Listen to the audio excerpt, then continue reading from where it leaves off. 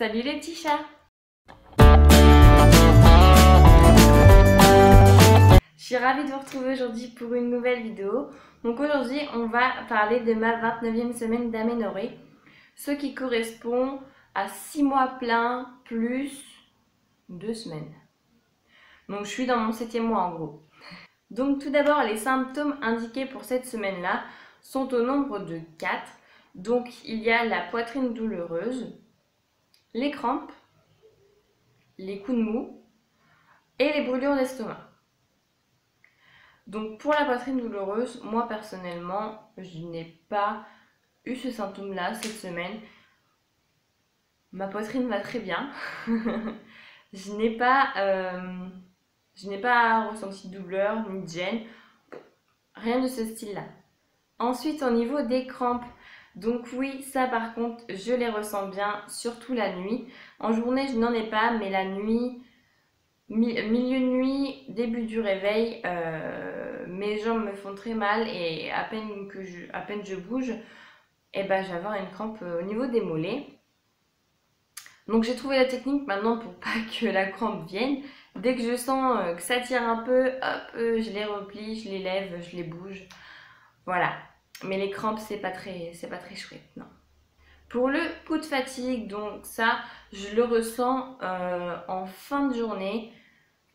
En début de journée, tout va bien. Je me lève de plus en plus tôt par contre. Donc, soit c'est mon corps qui commence à se régler par rapport à bébé, qui est en train de se dire il faut que tu te lèves tôt parce que après, quand elle sera là, ça va être compliqué. Donc je me lève très tôt le matin, vers 8 h. Oui, pour moi c'est très tôt.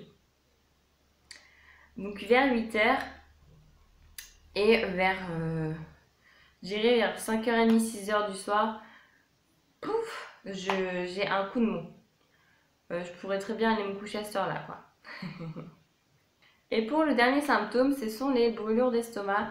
Donc oui, je ne connaissais pas ça du tout avant. Je n'en avais strictement jamais eu. Je ne savais même pas quelle sensation ça faisait. Voilà quoi. Et bah maintenant je peux vous dire que je suis rodée. Parce que j'en ai beaucoup. Alors c'est surtout quand je mange et que je vais de suite m'allonger. Bah ça remonte quoi. Ça remonte et puis c'est pas très agréable. On a l'impression qu'on est en train de nous brûler de l'intérieur. C'est vraiment pas chouette. Et puis je suis actuellement sous traitement de comprimés de fer qui eux aussi favorisent la remontée acide. Donc voilà, c'est pas très chouette ça. Non. Pour les mamans qui en ont aussi comme moi, j'ai une petite astuce, peut-être que vous la connaissez déjà, c'est boire du lait froid avant d'aller vous coucher ou d'aller vous allonger. Ça fait comme une protection. Voilà, et ça, c'est censé stopper les remontées. Maintenant, côté bébé, donc bébé pour cette semaine est censé mesurer 38 cm et est censé peser 1,2 kg environ. Au niveau des progrès, donc bébé cette semaine a son cerveau qui a bien travaillé parce que maintenant son cerveau peut contrôler et réguler sa température et sa respiration. Donc si bébé sortait maintenant, son cerveau serait capable de lui dire de respirer et d'essayer de réguler sa température. Avec beaucoup de mal évidemment, je l'entends. Ses petits yeux aussi ont fait beaucoup de chemin. Maintenant, ses iris peuvent se contracter à la vue de la lumière. Donc, c'est un grand pas. Et le dernier petit point que je peux soulever, c'est que bébé pète tout simplement la forme.